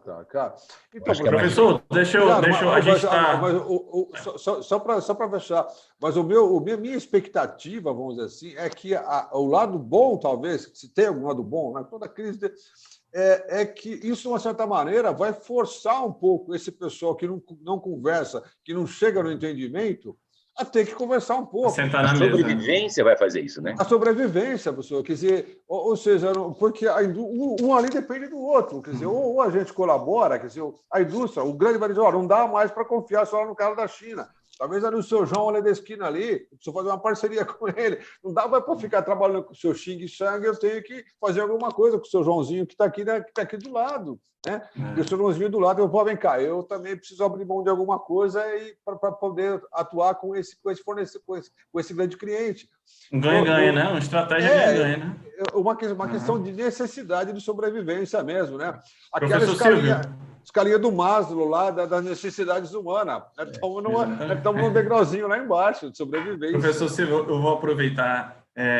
Esse papo aqui, ele duraria horas e horas, né? Eu estou com a dor no coração aqui de ter que pedir para vocês darem, né, palavras concisas aí, mais reduzidas, de despedidas, as últimas palavras. Né? O meu combinado na faculdade era que a gente ia durar 1 hora, nós já estamos com 1h25, né? E aqui a gente iria mas aqui seguir. Isso ia render bastante ainda. A gente ainda iria seguir aqui, mas eu gostaria, né? E eu tenho certeza que o nosso público aqui, que ainda está firme e forte aqui, também acompanharia a gente por horas e horas, mas a gente tem outros compromissos e eu gostaria de pedir para vocês a gentileza de fazer os últimos comentários, os últimos agradecimentos. Fiquem à vontade aí. Olha, Igor, muito obrigado. Obrigado pelo convite, obrigado realmente à CDL, a todos. Esse tema, aliás, desde quando a gente começou a conversar sobre ele, logística durante Covid e pós-Covid, isso é um tema exaustivo. Né? Isso, principalmente, que te falta ferramentas, te falta realmente cenários para você definir alguma coisa.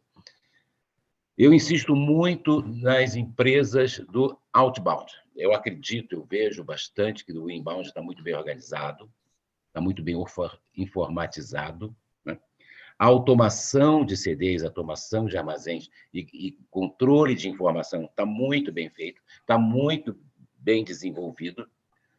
Agora, da porta da fábrica, da porta do CD para fora, não está. Não está. Você vai encontrar hoje, acredito, vários oportunistas, né? Aquele exemplo que eu dei, que é uma realidade, e que não é uma realidade em uma empresa, duas, em que está comprando faturas de 90 dias. Você tem hoje também aplicativos de transporte grandes, né? Você tem bastante aplicativo e que é intermediário, que ele hoje também financia o carreteiro, ele hoje financia também as empresas de transporte, adiantamento de viagem, que aquilo é absurdo, grande, valor enorme. Taxas de juros exaustivas, que você fica... Então, o que está acontecendo? É fundamental hoje esse sobrevivência, no momento, ter realmente essa resiliência muito forte para aguentar esses trancos, que a gente não sabe nem de onde vem, e, ao mesmo tempo, pensar, definir, planejar como vai ser esse amanhã pós-Covid na logística. Então, acho que esses debates teriam que acontecer mais. Né? 1 hora, realmente, para isso é muito pouco. Né? Te falei que você ia ter um trabalho muito árduo para isso, né? Porque te falta dados. Mas é assim mesmo. Nós vamos fazendo as perguntas, algumas respostas não temos, outras respostas a gente vai se aproximando delas, né, até chegar a um resultado final. A cooperação vai ser fundamental em qualquer nível. Isso, com certeza. Sem dúvida. Obrigado. Muito bacana. Participação. Deixa eu só fazer um comentário, professor Dias, antes de passar a bola aí para o professor Silvio. A Faculdade CDL deu um grande apoio a esse evento, a esse momento, né? Não poderia deixar de dar essas palavras ao Romário, a Luana, o pessoal da Gás, né? a CDL, né, a Câmara de Diretores Logísticos de Fortaleza, e a nossa audiência foi tão boa, que agora eu peguei aqui o celular e vi que a coordenadora, que é uma grande incentivadora desses momentos, né, uma grande apoiadora, né, colocou uma resposta, colocou uma pergunta aqui para a gente fazer e disse para a gente aqui que o tempo era nosso. Olha que coisa maravilhosa, né? Olha. Recebeu tantos feedbacks positivos que dizem, olha, tá tão bom que a gente pode.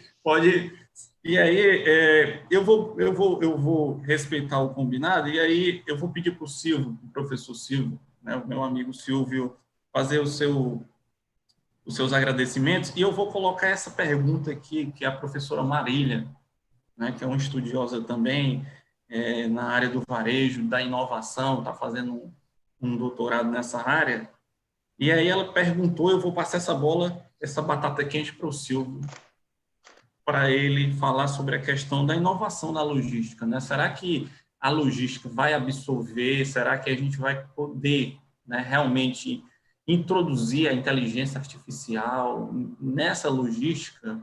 Né? O professor Dias falou antes, né? O e-commerce ele precisa da tecnologia, mas isso é caro. Já tem um frete que é caro no Brasil. Nem colocar tecnologia. Eu queria que Mas vai ter que colocar. Comentasse. Vai ter que colocar, né? Eu queria ver a visão do professor Silvio aí, inclusive de lá fora da Espanha, que ele é professor lá, que está vivendo lá também, né? Como é que você vê aí essa questão? Bom, Igor, primeiro vamos com as questões, né? Depois a gente faz aí os agradecimentos aí, especial ao professor, ao pessoal que está no back office aí, né? O pessoal que está dando suporte para a gente aí, né? Estamos aqui no front aqui, mas com certeza tem um pessoal que segura as pontas, como sempre, né? Você tem que lembrar desse pessoal. Bom, eu não tenho dúvida que a questão da tecnologia vai ter que ser utilizada e ela vai ter que ser preponderante, né? Eu vi há 2 anos atrás, o que falei para vocês é a questão de risco, por exemplo, eu vi já alguns experimentos, por exemplo, já nessa linha de previsão. Por exemplo, a Fiat, do grupo Volkswagen, né, em Barcelona, estava criando um cockpit de monitoramento, exatamente na linha, corroborando aquilo que o Dias falou, e na parte do inbound, né? Muito bem. Por que inbound? Porque praticamente a indústria automobilística é uma indústria que ela pega 2.000 peças e monta o carro. Então, o inbound para ele, depois pega o carro pronto, bota uma cegonha para fazer a distribuição. Então, é uma indústria de inbound. Mas, basicamente, o inbound é o grande problema dele, né? Você pegar a indústria de petróleo é mais ou menos o contrário. Você tem o outbound, que é... Bom, vamos lá. Mas eles tinham um cockpit já lá, praticamente um experimento que estavam praticamente terminando, de monitoramento dos principais fornecedores e dos trajetos, todos os trajetos, tentar se antecipar a qualquer risco, a qualquer inconveniente que pudesse causar uma parada de linha, né? Isso já usando, vamos dizer assim, um ferramental tecnológico, um pouquinho de inteligência artificial, um pouquinho na linha daquilo de machine learning que eu comentei aqui, né, da máquina que aprende, do algoritmo que se realimenta, ele vai se reajustando, ele vai fazendo, né, o balanço daqui e ali e se ajustando e tal. Isso já lá em 2018, tá? Um fornecedor, por exemplo, um grande fornecedor francês também, que eu tive com eles também, já não fazia internamente um trabalho desse, mas contratava uma empresa francesa de consultoria, uma empresa muito matemática e tal, tentando medir questões, até a questão da probabilidade de um fornecedor, por exemplo, quebrar. Quer dizer, até isso, né? Isso, implicações disso com relação ao risco de parada de linha, implicações disso com relação à empresa. Então, eu acredito que agora, mais do que nunca, né, depois dessa catástrofe toda, eu acho que é aquilo que eu comentei, né? Vamos ter um primeiro momento agora que nós precisamos apagar o fogo, nós precisamos respirar, as empresas precisam fazer caixa, precisam sobreviver, né? É a questão da sobrevivência. E no segundo momento, além dessa questão da colaboração, que vai ter que ser intensificada, não porque as empresas ficaram fornecedor e cliente, a relação ficou bonzinha, não, mas porque um depende do outro e sabe que né? Se não der a mão, vai afundar tudo, quer dizer, vai tudo para afogado. A questão da tecnologia, que estava, de uma certa maneira, meio dispersa, e muitas vezes eu acho que a questão da tecnologia ela acaba virando muito assim como se fosse uma conversa de consultor, né? Que eu acho que, infelizmente, nossos colegas consultores, às vezes, eles exageram, né? Eles vendem a tecnologia, às vezes, de um formato assim, meio que não deveria. Salvador da pátria. Exagerado, né? E, na realidade, nós precisamos melhorar processo, e aí a gente vai. A tecnologia para automatizar processo, para nos ajudar a melhorar processo e ajudar a melhorar aquilo que realmente a tecnologia pode fazer melhor do que o ser humano. Tal. Acho que é isso, nos ajudar. Agora, então, eu vejo o seguinte, agora, o lado positivo que eu vejo é que eu fico feliz, por exemplo, quando vejo um evento como esse aqui, com essa audiência que você está falando, de gente interessada, pessoal interessado, mesmo numa época dessa aqui, né, que nós estamos aqui vivendo já. E eu lembro eu estou aqui caminhando aqui, né, final dos meus anos 50 e tal, e lembrando lá no começo da minha carreira como engenheiro e como supervisor lá no Grupo Vilares, eu me lembro quando eu era engenheiro de planejamento, supervisor de planejamento na empresa, uma empresa com 2.500 funcionários, né, produzindo equipamentos pesados, equipamento de turbina para Itaipu, ponte rolante, equipamento siderúrgico, locomotiva, um monte de produtos, basicamente make to order, né? Era um pouquinho uma praia meio diferente aí. Mas eu me lembro quando eu tive que assumir lá um setor de recebimento da empresa e o setor de expedição. Eram os dois setores de logística da empresa. Olha só, era o recebimento, que recebia as peças, e a expedição lá do seu Zé, lá, que tinha. Aquilo era logística. Recebia, conferia, estocava. É isso, professor. Diz isso aí, praticamente o quê? Ele faz 40 anos, isso, 35 anos. Né? Era logística ali. Eu lembro que tinha as empilhadeiras, tinha as pontes rolantes, empilhadeira fazendo trabalho da ponte rolante e tal. Eu peguei lá umas coisas que eu gostava da teoria das filas, dimensionei, falei, tem empilhadeira demais aqui, tem 20 empilhadeiras, a gente precisava de umas 14 só. E aí o cara do sindicato me parou, né? Falou, cara, você vai querer mandar os caras embora. Não vamos mandar embora, vamos treinar ele para ser operador de ponte rolante, que o salário é praticamente quase que 50% maior. Aí eu já fiquei querido. Então, né? O amiguinho do sindicato, né? Fiquei amigo. Os caras estavam no papel deles, os caras estavam corretos, estavam brigando pelo trabalho deles, mas eles ficaram assustados achando que o meu cálculo lá, meu estudo da teoria das filas e tal. Bom, resumindo, aplicando um pouquinho de conhecimento ali. Então, por que eu estou falando isso? Eu acho que durante muito tempo a logística ela foi aí considerada muito assim como uma coisa, né? Olha, eu tenho que estudar legal a engenharia para fazer a ponte, para fazer o cálculo, não sei o quê. Eu tenho que estudar bastante administração, estratégia, papapá, legal, bacana, né? Precisamos estudar tudo isso daí. Mas a logística carece, vamos dizer assim, de conhecimento. É um local, né, onde nós podemos e devemos aplicar mais conhecimento. Ela não pode ser tratada essencialmente só de uma forma empírica, experiência, eu costumo dizer assim, ela é fundamental em qualquer lugar, né, professor? Quer dizer, se tem alguém com 90 anos, com experiência, e ainda em condições de trabalho, eu quero essa pessoa trabalhando comigo, é claro, né? Mas nós não podemos deixar e falar assim, não, esse setor aqui, logística é um negócio meio assim. Não é meio assim, cara. Né? Não necessário, né? Não necessária, é meio, não é fim, né? Não é função. Né? Não é nada disso. Quer dizer, então, eu percebo nessa história toda um engrandecimento e uma valorização da logística e, consequentemente, dos seus profissionais. Eu acho que isso é muito bom. E, mais uma vez, que o Just in Time já reforçou isso, já faz praticamente umas 3, 4 décadas que a gente vem assistindo isso.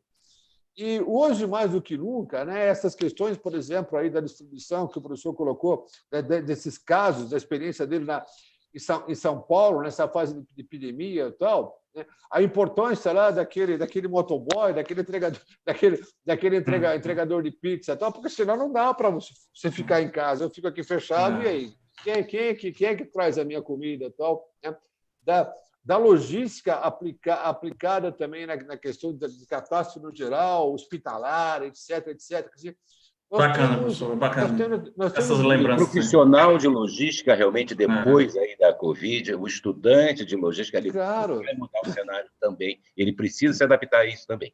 Com sem certeza. dúvida, professor. E é adaptar nesse cenário, né, tecnológico aí, que o professor Claro, fez esse levantamento aí, né? É claro. até uma reflexão para o nosso alunado que está aqui nos acompanhando, né, de se inserir, né? Exatamente. Eu gosto de falar E o que a momento é agora, né? tecnologia, exatamente, a tecnologia ela não pode ser vista como uma ameaça, né? A gente não pode voltar lá para o Não, começo como algo para nos ajudar. Exatamente, né? Claro. Onde teve lá todo um processo de contrário, lá antes da época da Revolução Industrial, onde as pessoas queriam, né, lutar contra as máquinas. Isso não existe. O que existe é você fazer uso dela. Eu vou me preparar, né? Eu É vou uma ferramenta fazer... fundamental agora. Exatamente, né? Claro, Vou absorver claro. conhecimento para poder operar, para poder, né, fazer com que a máquina trabalhe para mim. É isso aí que o professor Silvio está falando. Exato. Desculpa lhe interromper, professor Silvio, mas aí eu gostaria que o senhor entrasse aí nos agradecimentos, nas palavras finais. É isso, Hugo. Então, a minha mensagem especial para o pessoal, como nós estamos estudante de logística, é acredite, continue estudando, invista, tá certo? E quando aquele professor, por exemplo, eventualmente lá chato, lá chegar lá para falar do método quantitativo, de uma estatística, não sei o quê, mesmo que você ache chato, estuda aquilo, tá certo? Estuda aquelas fórmulas de dimensionamento de estoque. Vai ser importante. Porque aquilo é importante, aquilo vai um dia você vai sentir falta daquilo, e um profissional de logística de nível superior precisa disso, invista nisso, né? Em especial nessas tecnologias, essas coisas, data miner, machine learning, essa coisa toda aí e tal, tá? Tem um lado positivo aí, principalmente se você for jovem, se você está nessa fase aí de formação ainda. Bom, no mais, Igor, eu queria agradecer a você, o pessoal todo aí da CDL e tal, né? Os amigos aí de Fortaleza, e parabenizar pelo evento, né? Um abraço para você, muito legal. Eu acho que o mundo precisa cada vez mais de empreendedores, né? Quando a gente fala de empreendedor, não é só aquele cara, não, é porque o Bill Gates, porque não sei o quê, esses empreendedores famosões aí e tal, né? Que viram estrela depois. É precisamos do cara que faz um trabalho como esse aí que você está com esse que você está fazendo. E junta tudo e vai agregando, né? E junta todo mundo e está agregando, bacana. Exatamente. Quer dizer, fico grato, fico feliz. Tá bom? Parabéns para você. Parabéns. E parabéns, foi um prazer estar aqui com o professor Dias, e pelo menos da minha parte, eu acho que o professor também é a mesma coisa. Chama a gente quando precisar, tá bom? Exatamente. Quando quiser. Muito obrigado, meus amigos. Eu queria deixar vocês aqui. Prazer foi todo meu. Eu queria deixar algumas palavras, né, alguns depoimentos aqui. Mandar um abraço para o professor Nivaldo, né, que é um cara que tem um grande conhecimento na área também. A gente já fez uma live. Queria agradecer ao professor Marco Aurélio Dias, né? É uma oportunidade, já tem aí alguns anos, né? Eu estou fazendo 10 anos aí no magistério, e aí você passar alguns anos manuseando um livro, citando um autor, fazendo slide de um autor, e ter a oportunidade de estar com ele aqui é uma oportunidade, é um momento ímpar. Né? E não o só Nivaldo fez isso também. Não só para mim, mas também para os alunos ter essa oportunidade de estar vendo os autores, né? Porque o autor é aquela pessoa, é aquele ser que não existe materialmente, né? Fisicamente. Você acompanha ele pelos livros ali, não tem a menor ideia de quem ele é. E hoje, todos nós aqui, vocês nos agraciaram com essas palavras de vocês, esses insights muito bacanas. Então, muito obrigado ao professor Marco Aurélio, que é um amigo já lá da nossa associação, da Agile, né? Nós temos uma associação aqui de gestores executivos de logística, e aí o professor Marco Aurélio é uma figura, né, importante lá, um nome de peso. Então, muito obrigado, professor Marco Aurélio.